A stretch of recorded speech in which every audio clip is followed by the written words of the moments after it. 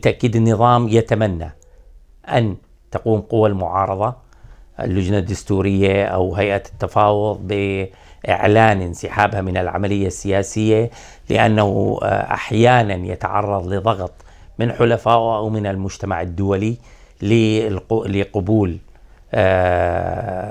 ما يتم طرحه في المفاوضات، سواء في اللجنة الدستورية أو غيرها.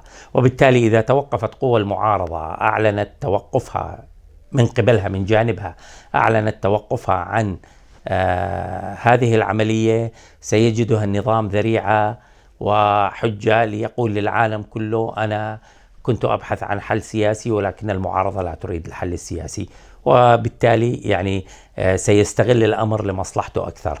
بالنسبة لقوى المعارضة، حتى لو لم نصل إلى شيء، قلت لك منذ قليل نحن لم ولن نؤثر على أي مسار آخر سواء عسكري أو سياسي أو مدني يحل القضية السورية أو أي مسار من المسارات التي تحاول حل القضية السورية. ولكن في وجود اللجنة الدستورية ورغم انعدام النتائج حتى الآن حتى الآن انعدام النتائج، مع أمنيتنا أن نصل إلى نتيجة في هذا الاجتماع، كما تحدث رئيس وفد النظام اليوم أنه قد نصل إلى نقاط اتفاق يوم الجمعة. نحن نقول إذا لم نصل حتى إلى اجتماع، القضية السورية أصبحت قضية منسية بالكامل. القضية السورية لم يعد أحد يتحدث عنها في وسائل الإعلام حتى العربية منها. أعتقد هذه المرة منع الإعلام من مواكبة المفاوضات، منع من الدخول بأمر من السيد بيدرسون، ولا أعلم إن كان هذا مقصودا أو غير مقصود، ولكن هذا المنع أضر بنفض الغبار عن القضية السورية. صار مثل ما أنت حضرتك اليوم جيتنا على الفندق، فصار الاجتماعات أو اللقاءات أو الحديث عن القضية السورية يتم بعيد عن مكان المفاوضات، بالوقت اللي كانت في الجولات السابقة موجودين معنا دائما وينتظرونا على البوابة ونعطيهم التصريحات مباشرة عما يحدث أولا بأول. كأنه يريدون التعتيم الإعلامي على القضية السورية، مع أنه هاي كانت آخر ما تبقى لنا، أو على الأقل هي الشيء الوحيد الذي إذا لم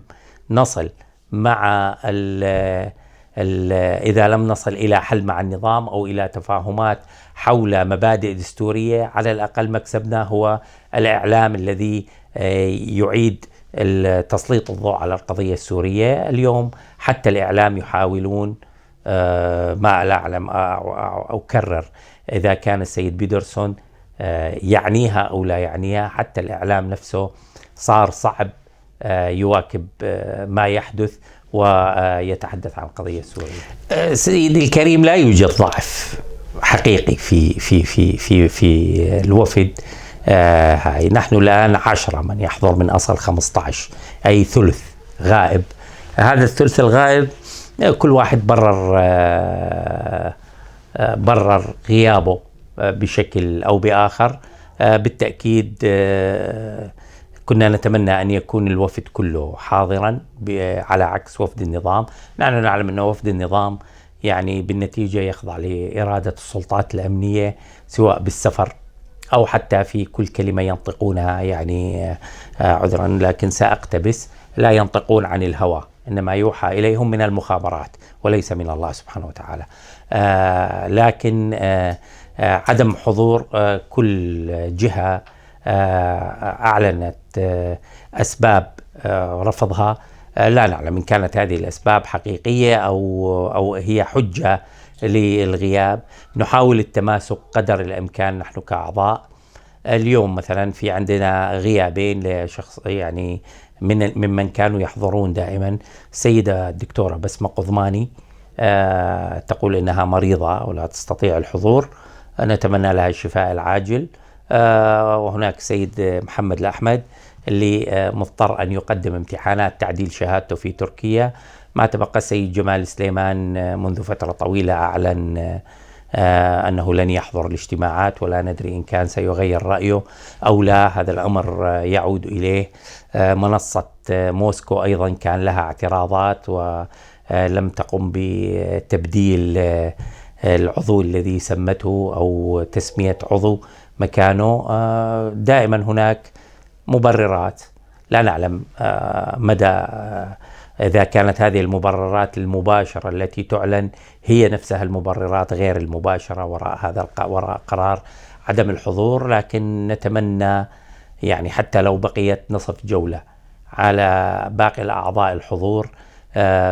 يعني أنا أشاطرك الرأي حتى في بداية اجتماعنا هذه المرة الكزبري رئيس وفد النظام قال أن كل ما زالكم تكشوا أكثر، بمعنى يتقلص العدد أكثر.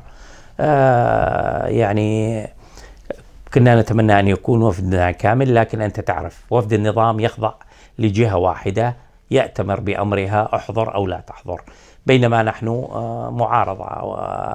طبعا المعارضة هو أمر صحي جدا، لكن بالنسبة للحضور أكرر أنه كل جهة لها وجهة نظرها.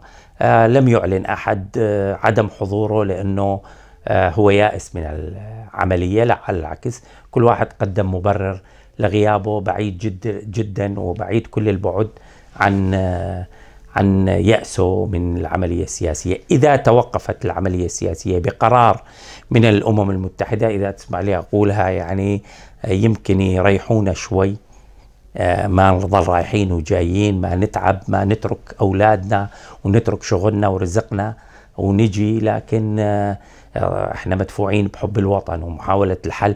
لكن إذا توقفت من الأمم المتحدة أفضل من أن تتوقف بقرار من المعارضة، كي لا يجير النظام هذا التوقف لصالحه.